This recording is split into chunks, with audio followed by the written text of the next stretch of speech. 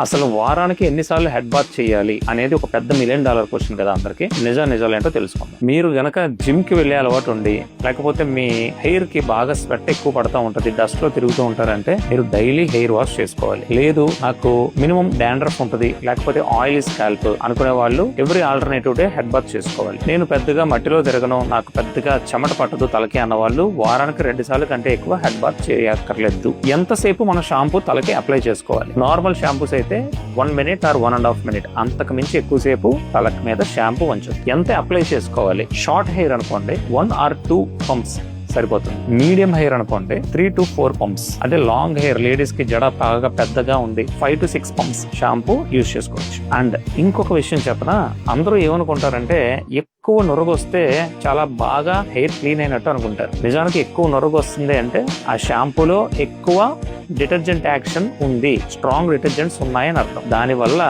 మీ hair dry అయిపోయే అవకాశం ఉంటుంది. సో షాంపూలో తక్కువ నొరగ వచ్చింది అంటే అది మంచి షాంపూ, మీ హెయిర్కి మంచిది అని అర్థం.